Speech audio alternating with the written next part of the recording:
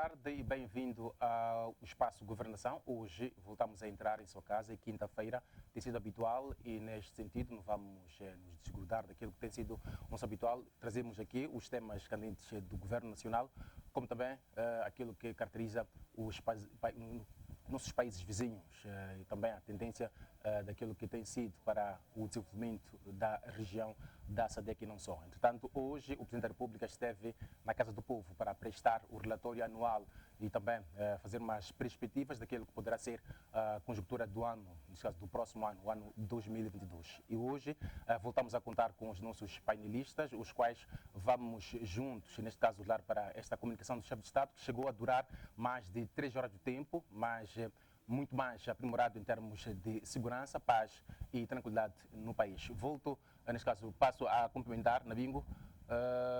Boa tarde, bem-vindo. Como é que está o teu primeiro ponto prévio antes mesmo de irmos à Assembleia da República? Obrigado mais uma vez, saudações a ti, saudações aos meus colegas painelistas. Eu tenho como ponto prévio as cerimônias tradicionais que estão sendo feitas neste momento no distrito da Manhissa. São cerimônias tradicionais que têm como objetivo ver se acalmam ou estancam com os acidentes que têm vindo a dizimar vidas, quer dizer, portanto, ao longo daquele corredor. Bom, eu destaco esse tema como meu ponto prévio, porque penso eu que é uma questão pertinente, porque nós temos notado que quando chega o final do ano tem havido essa tendência de haver, quer dizer, portanto, acidentes exatamente naquele corredor, onde alguns analistas, alguns ligados à matéria rodoviária, destacam o facto das vias de acesso não estarem em condições. Mas, ao mesmo tempo, há uma tendência de haver uma contestação, tendo em conta que existem vias muito mais péssimas que estão em más condições em relação àquela via ao longo do corredor da Manhissa. Neste caso, o que está vindo na Manhissa não é resolução da sinistralidade? Bom, eu levo como esse tema, uma das coisas que me chama a atenção é que o governo acabou dando atenção àquilo que é o pedido da população, onde de um lado a população pedia que não se fizesse uma análise, quer dizer, portanto, científica. Vimos há pouco tempo que foi destacado uma equipe que foi ali, fez uma análise, fez um inquérito sobre esse acidente, mas nós sabemos que os nossos cientistas ao nível local deixam muito a desejar. O que trouxeram simplesmente foram recomendações. Mas de um lado temos a população que pede em termos do lado tradicional, que é possível que haja alguma coisa que esteja ligada à tradição. Bom, o nosso governo acabou dando atenção, é o que neste momento está-se a fazer, oxalá que venha a resultar, mas de um lado temos quer dizer, portanto, a população que é religiosa, que é cristã, onde em algum momento temem a Deus e que dizem que o lado tradicional, quer dizer, portanto, não nos leva a lugar nenhum, mas o que deve se fazer são orações de modo que quer dizer, portanto, se estanque esses acidentes. Então eu penso que levanto como esse tema trazendo, quer dizer, portanto, essas três vertentes, onde uma delas é o lado científico, onde temos o Estado, onde, quer dizer, portanto, delega lá uma equipe para fazer uma análise científica. De um lado temos a população que, quer dizer, portanto, pede, quer dizer, portanto, que se faça uma cerimônia tradicional, é o que neste momento está-se a fazer, mas do outro lado temos a comunidade, quer dizer, portanto, cristã, assim como muçulmana por aí, a comunidade religiosa que, quer dizer, portanto, pedem que se tema a Deus de modo que esses acidentes, quer dizer, portanto, se estanquem. Então, são essas três vertentes que me levam a trazer esse tema. Neste caso, a melhor resolução seria compactuar as três partes, neste caso, para a percepção deste caso. E o engenheiro Mourinho também quer comungar da mesma ideia? Olha, muito obrigado. Com o meu ponto prévio, coincidentemente, é igual ao ponto prévio do meu colega de painel. Mas antes de mais eu queria cumprimentar os telespectadores, aos internautas, também os meus colegas de painel e assim também caro moderador. Pronto, o meu ponto prévio tem a ver também com acidentes que têm estado a acontecer, principalmente agora quando se avizinha a quadra festiva. Mas o que eu queria complementar, para não ser repetitivo, é o seguinte, é que, correto, por um lado está-se a fazer cerimónia, por isto é obediência, portanto, aquilo que são as crenças e os costumes, né, populares, mas há uma questão que eu queria aqui mesmo denunciar, que também tem um problema de comportamento humano, má atitude de certos automobilistas.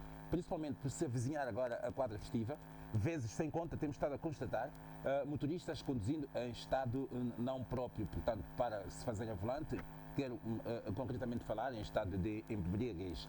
Isto tem sido uma das causas e por conta disto, como ficam reduzidas, portanto, as funções locomotivas, naturalmente, isto é um fator muito próprio para acidentes de viação. Então, queria chamar a atenção às pessoas para, se fizerem-se ao volante, não beberem.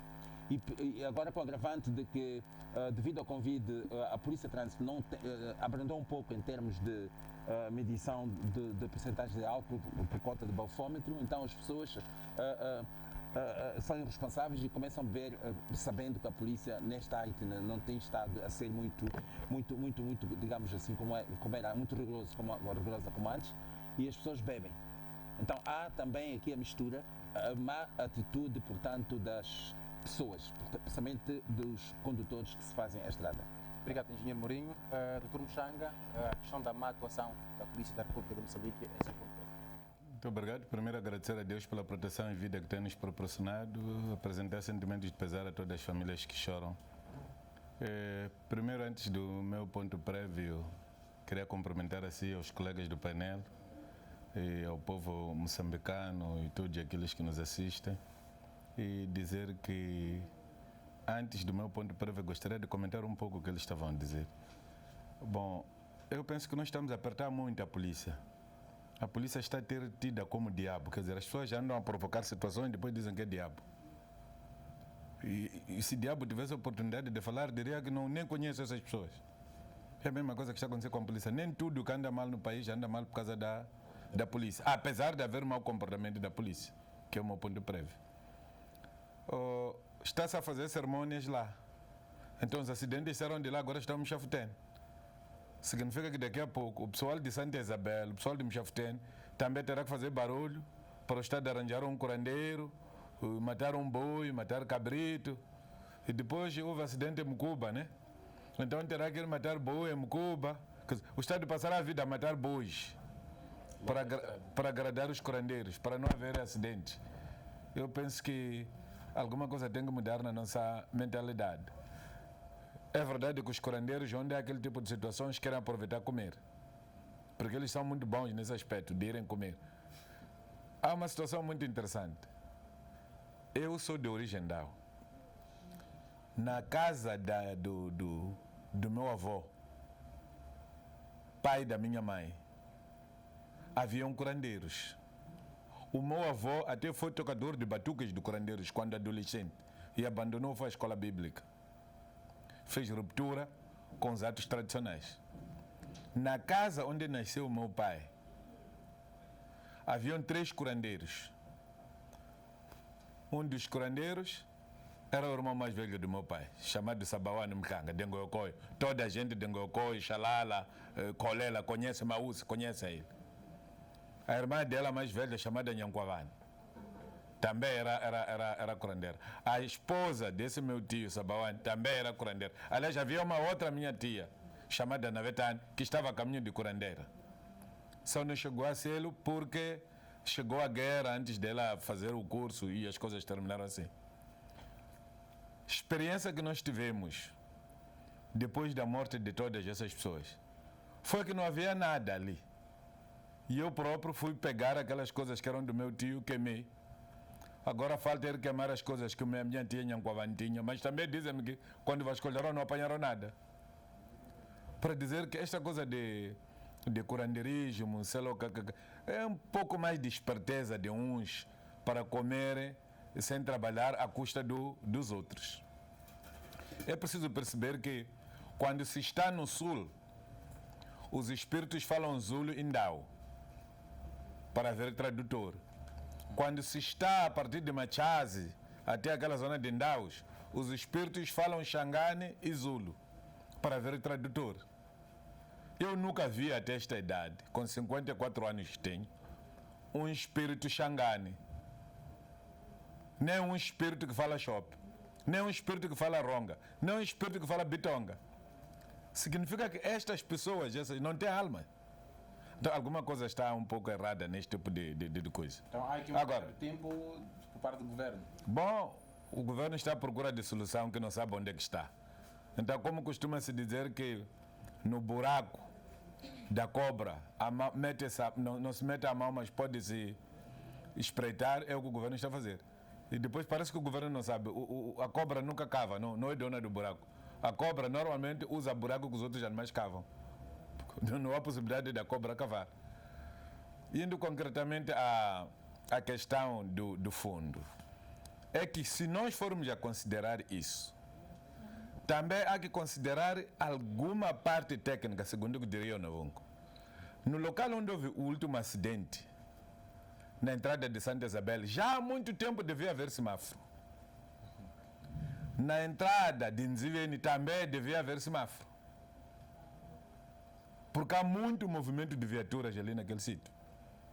Se o motorista que estivesse a vir de Maracuene soubesse que ali há semáforo, não viria a alta velocidade. Porque tinha que ir com a tendência de que se apanhasse semáforo, tem de parar. A mesma coisa aconteceria em relação ao motorista que vinha da cidade de Maputo em direção a Maracuene. Então, esta culpa não pode ser só dos motoristas. Esta culpa é também de quem construiu a estrada. Neste caso, o governo. O governo tem que habituar-se que depois de fazer a estrada, tem que sinalizar. Uma das formas de sinalizar na estrada é por o semáforo. Nós temos uma condição diferente da condição sul-africana. Na condição sul-africana não há quem tem prioridade. Se você chega onde há entrocamento, tem que parar. Para ter tempo de reparar se vem o outro ou não. Não há quem tem prioridade. Nós temos situação de prioridade. É por causa disso que nós temos este mundo de acidente de viação, porque há pessoas que andam lançadas porque ele está na prioridade. Doutor Muxanga, em um minuto. Então, em relação à minha questão prévia, estamos a assistir o comportamento buçal de alguns membros da PRM. No programa passado, na terça-feira, falei aqui de polícias de Domela, em Esqualaquala, que estão envolvidos no tráfico de viaturas roubadas, facilitam a entrada de viaturas roubadas na República de Moçambique, vindo de Zimbábue e da África do Sul. Essas polícias foram presos. Foram presentes ao Tribunal Distrital de Esqualaquala. O Tribunal Distrital de Esqualaquala cobrou dinheiro aos familiares das pessoas, as pessoas foram soltas. Entretanto, não tem talões de depósito que confirmam que o dinheiro entrou nos cofres do tribunal. A impressão que ficou nos outros colegas desses membros da polícia em Esqualaquala é de que eles compraram impunidade ao procurador e ao juiz. Esta atitude da polícia, do procurador de Esqualaquala, do juiz de Esqualaquala e o comportamento das tais pessoas que aceitaram irem pagar para pessoas que cometeram erro é censurável. Nós estamos numa batalha muito grande de combater a corrupção, combater os malefícios. Então não podemos ajudar as pessoas a libertarem-se dos males que eles praticaram. Última coisa, aquele incidente de Mucuba. Mucuba, o Guru, onde uma senhora aparece ali algemada, a ser torturada, sem pés, sem cabeça. O que é aquilo? Estamos a ouvir dizer que as pessoas que fizeram aquilo foram presas. Mas nós estamos habituados que se anuncia que o fulano está preso na polícia quando é mentira. Nós queremos ter evidências de que aqueles senhores estão presos. Não basta discurso. Nós já tivemos problemas de um polícia que era traficante de drogas em Nhambane, era comandante da intervenção rápida. Veio condenado para cumprir uma pena aqui em Maputo, de Maputo saiu, voltou para Nhambane. De Nhambane foi para Gorongosa perseguir o presidente da Força da Câmara, era comandante lá regional até, das Forças de Intervenção Rápida, um traficante de drogas. Tivemos o problema desses polícias que mataram Matavel, que até foram patenteados. Fosse descobrir que há muita coisa. Como é que uma pessoa que praticou crime, que foi condenado em tribunal, aparece patenteado? Significa que no serviço dele nem processo disciplinar teve. Então, esta prática das instituições policiais e dos seus membros está a manchar todo o esforço que tenta se fazer para dar a entender que em Moçambique podemos assegurar a paz e a tranquilidade públicas. Eu esperava que a presença da polícia ruandesa fosse uma escola para a nossa polícia. que a nossa polícia não se limitasse apenas ao que aprende em Mchafutene, ou o que aprende em Matalane, ou o que aprende, sei lá, em Mituxira e outros sítios, em Makanzeni, lá, para Maluana, mas que aprendesse pela experiência da vida. E a terminar mesmo, senhora Ministra da Justiça, há elementos que a senhora recebeu há 2 anos, vieram da Polícia da República de Moçambique, mas agora são agentes penitenciários, e essa gente não está a receber como agentes penitenciários. Veja que o agente penitenciário recebe 10 mil meticais e o polícia recebe 6 mil meticais. A minha questão é, qual é a diferença do trabalho que o agente penitenciário faz do que o trabalho que o polícia faz? Estão-me a ligar agora a reclamar que precisam de serem tratados como agentes penitenciários, porque o agente penitenciário tem 4 mil meticais a mais do que o simples membro da PRM. Doutor Mustaca, muito obrigado. Com certeza vamos apreciar estes e mais pontos por ser neste programa, ou melhor, em outros. Mas hoje vamos olhar para a presença do Presidente da República na Casa do Povo. Esta foi a sétima vez que o Nhus esteve na Casa do Povo, neste caso, a Assembleia da República, a dar informe à nação, e que, neste caso, desde que é Presidente da República, desde o ano 2015. E dizer que é a segunda vez que está neste segundo mandato. Entretanto, hoje esteve e olhou para aquilo que foi a conjuntura do país em 2021, como também fez algumas perspectivas daquilo que poderá ser o crescimento econômico e de outros pontos do país.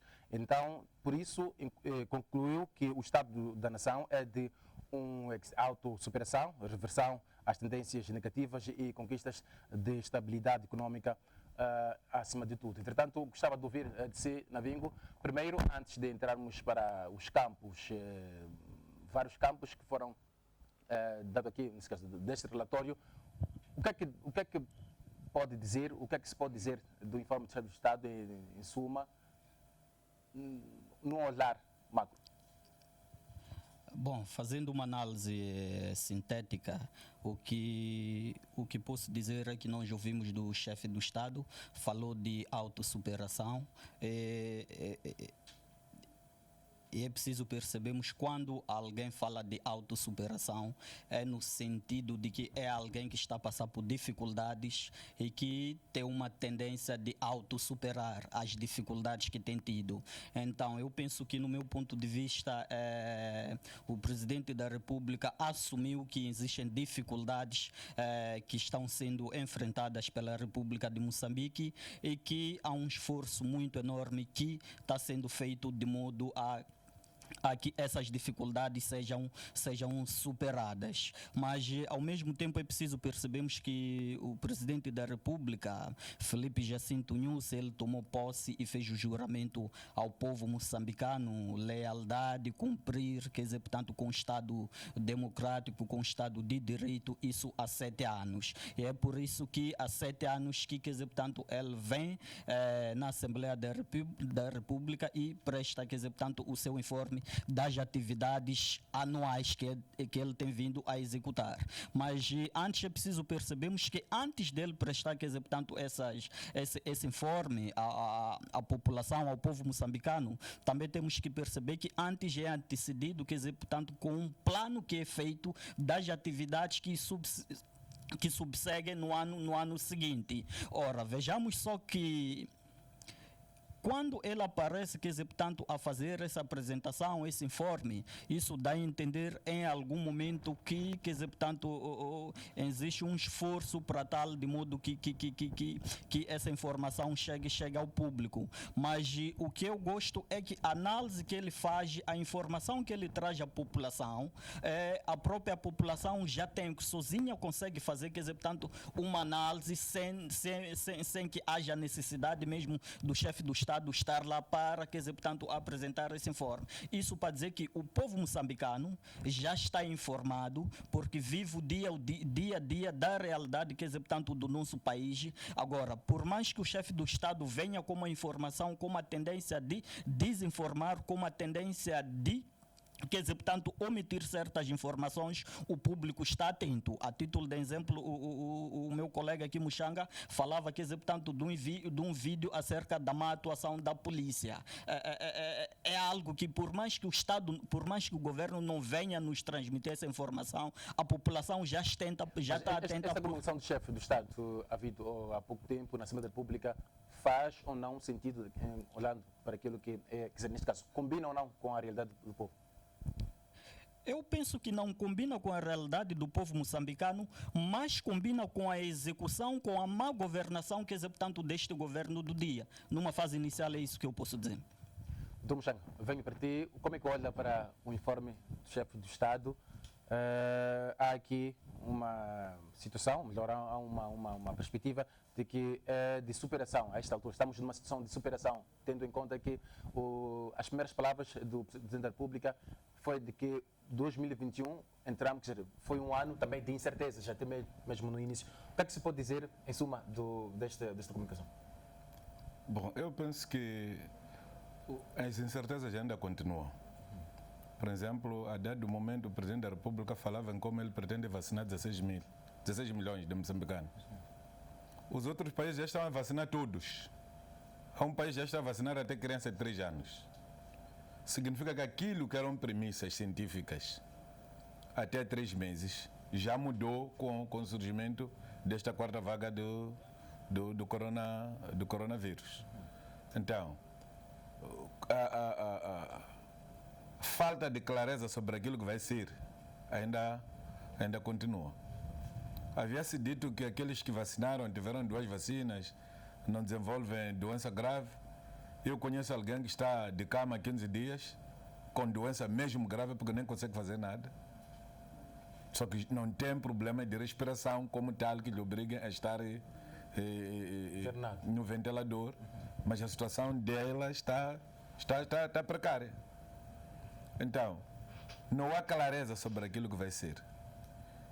Havendo esta visão de que tem que haver terceira dose ou segunda dose para aqueles que apanharam uma de Johnson, significa que, mais uma vez, a disponibilidade de vacinas que estávamos a ter vai começar a reduzir, porque cada país vai tentar vacinar os seus. Por exemplo, a Inglaterra agora está concentrada em si. Os países deviam receber vacinas da Inglaterra, já não vão receber porque a Inglaterra tem seus próprios problemas.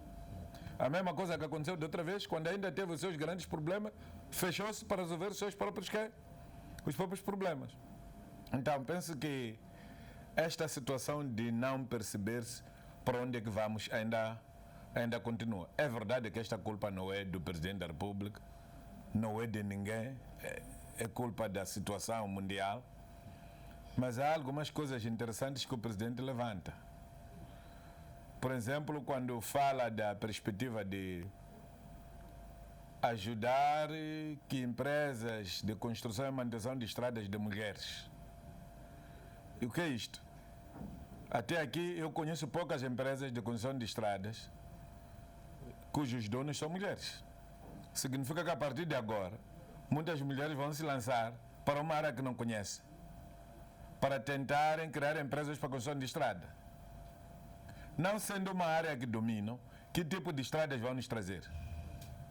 São estradas precárias. Então, o Presidente da República está a cometer um erro ao tentar colocar a construção e manutenção de estrada nas mãos de qualquer pessoa.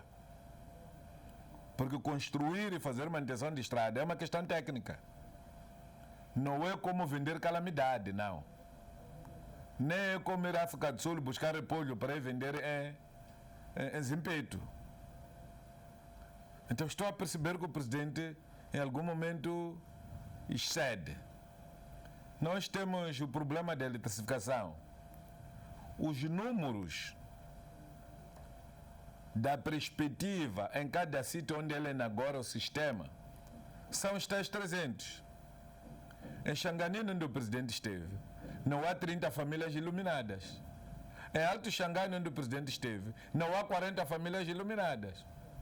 Em Madzucana, onde o Presidente esteve, não há 50 famílias iluminadas. Em Macopulani, onde o grupo dele chegou, ainda não há 50 famílias iluminadas. Até porque as pessoas de Macuplane querem fazer greve. Porque foram cobrados dinheiro e a extensão da rede foi pequena, de tal sorte que algumas pessoas foram lhes cobrados dinheiro, querem reaver o seu dinheiro. Então, em algum momento, o presidente confunde a realização e aquilo que são as perspectivas. Nós podemos estar a dizer que estamos a ser assistidos mais ou menos por 100 mil pessoas. E acontecer que nesta hora nós não temos, se calhar, nem 30 mil. Então, não pode-se pegar perspectivas para um discurso de prestação de contas, porque nós podemos sair dali para fazer prova dos 9. Por exemplo, agora estamos a sair de férias. Eu he de ir a Majacás, he de ir a Macuplane, he de ir a Madzucane, he de ir a Xanganin, he de ir a Alto Xangane. Quero ir contar casa a casa e fazer a lista das pessoas, para vir lhe provar que o que ele anda a dizer não tem relevância, não tem nada a ver com o que se diz. Essa questão dos números. Sim, porque em algum momento temos isso. Está-se a falar muito dos hospitais. O que é um hospital mesmo? Hospital não é edifício e paredes e cama com lençol. É medicamento lá. É técnico qualificado lá. Equipamento para ajudar a diagnosticar doenças lá. Nós temos aqui na cidade da Matola centro de saúde tradicionais que não tem telescópio. Você não pode medir tensão lá. Tem que ir medir na farmácia para trazer para o clínico. O presidente da Associação Médica, o senhor Tatia, apareceu no jornal Savana a dizer que o nosso Sistema Nacional de Saúde está totalmente destruído, não tem medicamento. Nunca houve um ministro contestado na saúde por causa da crise da gestão de recursos humanos e medicamentos igual ao Dr. Tiago. Mas essa questão não deve ser, ou melhor, não é mesmo motivada a questão da Covid-19. É só para talvez prender... Não. Deixa-me te dizer mais. O Dr. Tiago entra no sistema, encontra um sistema que já estava a funcionar. Ele chega, destrói tudo. Quando o Dr. Tiago descobriu que há uma fonte de fazer dinheiro a partir da UGEA, andou a mudar tudo. O diretor dele do UGEA anda mais na praia lá em Zitundo lá. Você chega com papéis, alguém tem que sair com carro para ir à Ponta Douro, onde está o diretor da UGEA, para ir fazer despacho. Onde é que você já viu isso? O que nós sabemos é que os dirigentes vão para a praia no fim de semana. E quando não há serviço. É o que está a acontecer ali. Expediente ir para a praia do Belém atrás de um diretor. Não é de um ministro. Nem é do presidente da República. Que raio de abuso é esse? Mas por que conterrâneo dele? Porque é natural de Tete. Até quando é que o doutor Tiago vai completar os naturais de Tete famintos por os colocar no Ministério de Saúde? Deixa-me dizer mais. Agora, o presidente da República diz que as empresas nacionais é que deverão fornecer serviços e bens ao Estado. O doutor Tiago diz não. Ele há de ir comprar diretamente nas fábricas o equipamento. E depois quem vai fazer a manutenção? Há de ser a fábrica que há de vir para aqui para vir fazer manutenção? Porque esta questão de dizer que tem de haver um fornecedor que é intermediário, é porque quando há problema de manutenção, esse é responsável por trazer técnicos para fazer manutenção. Pelo que eu sei, as fábricas não têm muito tempo para fazer isso. É por causa disso que quando a TPM quis comprar aqueles autocarros indianos, os indianos recomendaram que nós precisamos de ter uma firma ligada a nós. É quando o presidente Guebuza, mas o amigo dele, Sumbani, criaram a Tata. Para quê? Para vender os autocarros à TPM. Aqueles autocarros estão cheios ali, que não tem peças subsalientes, não tem nada. Então, o que eu quero chamar a atenção é o seguinte. O presidente fez bom discurso. Doutor Mochang, eu quero lhe permitir, só vamos ao engenheiro Mourinho, só também fazer aqui um olhar macro. Não, mas eu só queria terminar. O presidente poderia ter feito um bom discurso, mas falhou pelo tempo. 3 horas. Nós esperávamos estar ali 1h30. Mas no ano passado chegou a ser quase 3 horas também, um informe de mais de 26 páginas. Também ele perdeu-se. O presidente tem que demonstrar capacidade de resumo e mexer questões muito importantes, dar exemplo. Não é dizer tudo o que ele andou a fazer. Ora, também não é preciso que anuncie tudo o que ele andou a inaugurar. Aquilo que os outros inauguraram, o quê? Até há coisas que nós usamos sem terem sido inauguradas. Fazem parte do cumprimento deste plano quinquenal, fazem parte do cumprimento do plano econômico e social, fazem parte do bem-estar das populações. Agora, o presidente não pode se preocupar em estar em tudo, porque ele não vai conseguir. Olha, nem o frio consegue estar em todo o sítio. Agora nós temos calor em África porque o frio está na Europa. O calor está aqui em África porque na Europa há frio. Então ele não há de conseguir estar em todo o sítio. O único que consegue estar em todo o sítio ao mesmo tempo é Deus e Cristo. Doutor Mujang, muito obrigado. Engenheiro Mourinho, como é que olha para o informe do chefe de Estado? Ele afirma que o Estado da nação é de autossuperação e temos também essa reversão de tendências negativas. Comum desta ideia do Presidente da República? Pronto, eu comungo desta ideia, porque realmente ele disse que o Estado da nação é de separação, a reversão das perspectivas negativas e também a conquista de estabilidade económica. Pronto, eu penso que isto entra em consonância realmente com aquilo que se tem estado a viver, tendo em conta também não só as calamidades que se abateram, portanto, sobre este país durante o ano fiscal, e tendo em conta também, portanto, a conjuntura que se vive da Covid. O que eu queria dizer é o seguinte, eu vi um Presidente da República muito diferente de outros informes que ele tem estado a dar, que esta é a 7ª vez, se calhar é porque é a 7ª vez, ele já está a ganhar calos nesta matéria de cumprir com aquilo que é mandato, portanto, constitucional de dar informe ao país. O discurso dele foi não só didático, mas também foi muito pedagógico, porque o Presidente de vez em quando ele parava e enfatizava alguns dos feitos que o Governo, não obstante a situação conjuntural, o Governo conseguiu fazer, executar. É verdade que foi um discurso muito longo.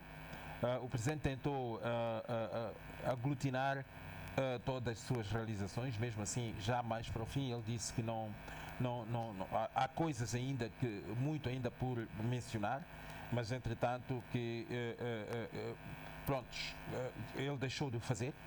Mas de qualquer forma, devo dizer que foram 3 horas em que nós ouvimos muitos feitos que este governo fez no âmbito daquilo que é o programa, portanto, o plano quinquenal do próprio governo. Portanto, queria só caracterizar isto para começar. Penso que este programa ainda está no adro e vamos ainda debater muitos aspectos concretos.